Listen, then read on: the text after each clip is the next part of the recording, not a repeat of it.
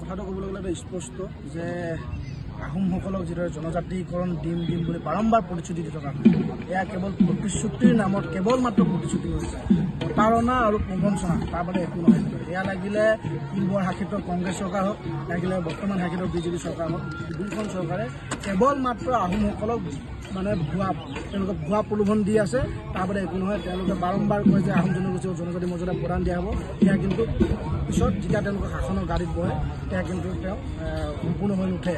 আৰু এই প্ৰতাৰণা প্ৰত্যুত্তৰ দিবলৈ বৰ্তমান আহোম ৰাইজ সজাগ হৈ আছে আৰু নাভাবিব যে অসম চৰকাৰ বা যিসকল কেন্দ্ৰীয় চৰকাৰে নাভাবিব যে বৰ্তমান দিনত আহোমসকল তেওঁলোক এই প্ৰতাৰণা তেওঁলোক অৱগত নহয় বুলি।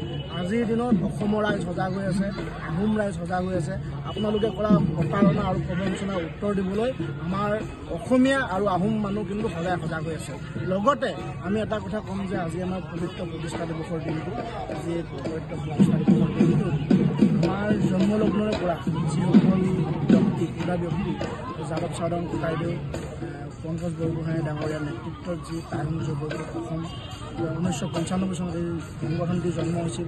আজি প্ৰায় 30টা বৰ্ষ অতিক্ৰম কৰা সংগঠনটি জন্মলগ্নৰ যিসকল ব্যক্তি এই সংগঠনৰ লগত জড়িত হৈ আছে সকলো ব্যক্তিকে আমি টাইম জগত অসম কেন্দ্ৰীয় সমিতিৰ তৰফৰ পৰা আমি শ্ৰদ্ধা জনাইছোঁ। আৰু যিসকল ব্যক্তিয়ে এটা গছপুলি ৰোপণ কৰি থৈ গৈছিলে আজি এই গছপুলিটো এটা ঠাল ঠেঙুলি মেলি এজোপা ডাঙৰ গছত পৰিণত হৈছে। আৰু এই গছজোপাক ভৱিষ্যতৰ দিনত অসমৰ ৰাইজে আঁকোৱালি ল'ব লাগিব। অসমৰ যিসকল আমাৰ আহোম জনগোষ্ঠীৰ লোকসকলে আঁকোৱালি ল'ব বুলি আমি আশা ৰাখিছোঁ। আৰু তেওঁলোকৰ দিহা পৰামৰ্শ লৈ পিনে আমি এই টাইম জৈৱিকত অসমীয়া ভৱিষ্যতৰ দিনত আমি অসমীয়া ৰাইজৰ স্বাৰ্থত অসমৰ স্বাৰ্থত আৰু আহোম জনগোষ্ঠীৰ প্ৰতিজন ব্যক্তিৰ স্বাৰ্থত আমি কাম কৰি যাম বুলি আজি পবিত্ৰ দিনটোত আমি প্ৰতিজ্ঞাবদ্ধ হৈছোঁ। লগতে আমি এটা কথা ক'ম যে আজি অসমীয়া সংকটত আছে, অসমবাসী আজি সংকটত, অসমীয়া ৰাইজ আজি সংকটত। বিদেশী বহিৰাগত আগ্ৰাসনে অসমখন একেবাৰে নাইকিয়া কৰিব গৈ আছে।